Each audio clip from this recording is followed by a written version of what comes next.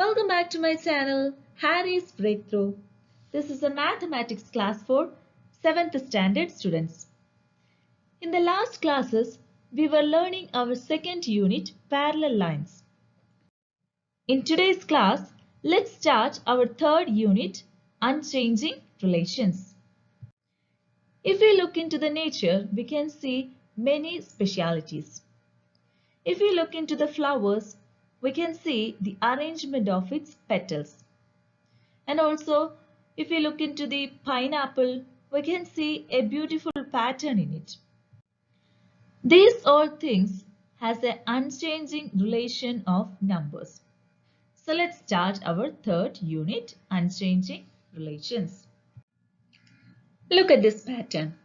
2, 4, 6, 8, 10, etc. Which are the next two numbers? Can you say which are the next two numbers? Yes, they are 12 and 14. How do you get this? If we continue this pattern, can the number 1086 be included in this pattern?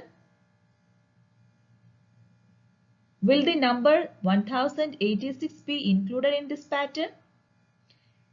Yes, because 1086 is an even number. And this pattern is a pattern of consecutive even numbers. So if we continue this pattern, 1086 will be included in this pattern because it is an even number. So what are even numbers?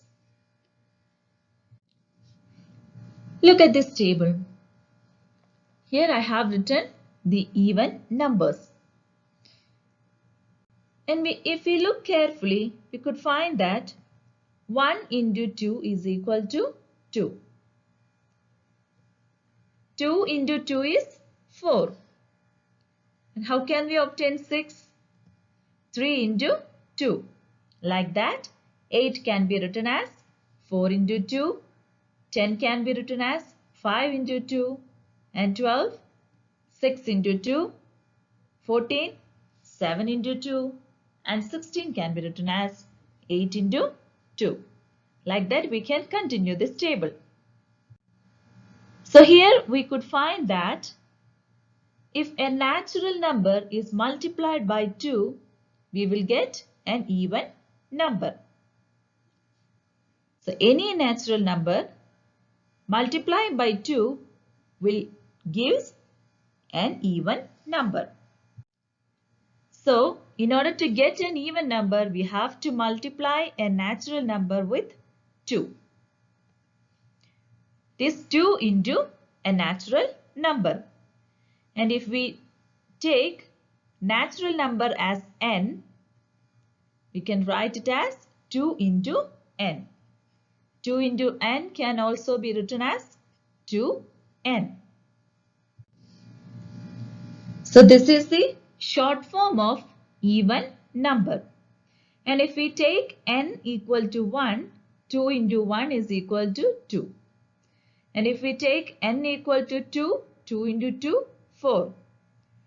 And n equal to 3, 2 into 3, 6. Like that, n can take any natural numbers. And if it is multiplied by 2, we will get an even number. So 2n is the short form of even numbers. This is called algebra. The mathematical shorthand of writing number-related facts using letters is called algebra. Do you understand? The mathematical shorthand of writing number-related facts using letters is called algebra. Okay. Now, look at this picture. Here you can see different types of squares. And one side of each square is marked. Can you find the perimeter of these squares? How can we find the perimeter of a square? We know that for a square, all sides are equal or length of each side are equal. So that means in order to find the perimeter, we have to add the length of one side 4 times. Or else we can say that multiplying length of one side with 4. Then we will get the perimeter of a square. If we write this in a table, here you can see a table. First column is length of side and the second column perimeter. So if one side is 2, then its perimeter will be 2 into 4 equal to 8. And if one side is 7, then perimeter is 7 into 4, 28. And if one side is 5, perimeter will be 5 into 4, 20. If one side is 4, 4 into 4, 16. Like that, we can find the perimeter of a square. Can you find any unchanging relation in this? Let's write this in terms of letters. Perimeter is equal to 4 into length of one side. So if we take the first letter of side S, we can write this as 4 into S. Or 4 into S can be written as 4S. So perimeter of a square can be written as 4S. So this is the algebraic form of finding the perimeter of a square. Now let's move on to another relation. Look at this picture. Here you can see some flowers. In the first row, how many flowers are there? If we count the number of flowers, we will get there are 7 flowers in the first row. And in the second row, there are 8 flowers. So in total, there will be 7 plus 8, that is 15 flowers. Let's add the number of flowers in a different method. In the first row, there are 7 flowers. And let's take 7 flowers from the next row. Here also there are 7 flowers plus the remaining 1 flower.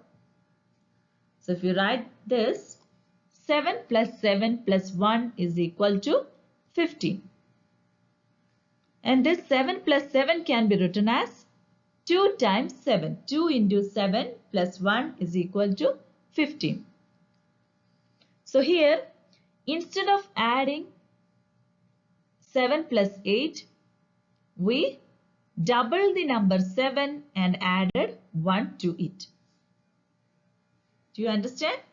Instead of adding 7 and 8, we just multiplied 7 with 2 and then add 1 and we got the total number of flowers.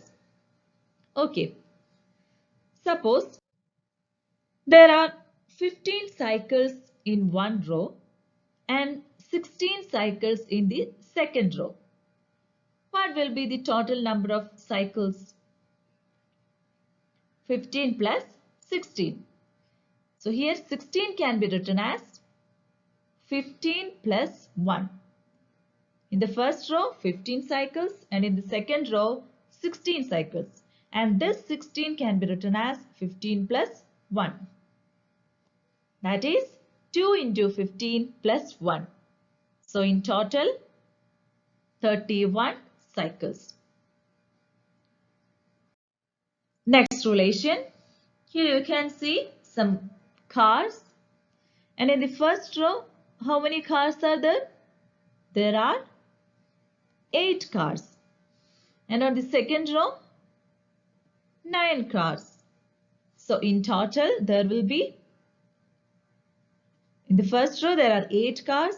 And the second row, 8 plus 1 car. Right? So this can be written as 8 plus 1 is equal to 17. That is 2 into 8 plus 1 is equal to 17. So like this, take any consecutive natural numbers and add these numbers in this method. And what is the unchanging relation you can find from this? If we take any natural number and add the next natural number, or if we double the first number and add 1, we get the same number as the result. So instead of adding two consecutive numbers, we can double the first number and add 1 to it. Then we will get the result. Okay.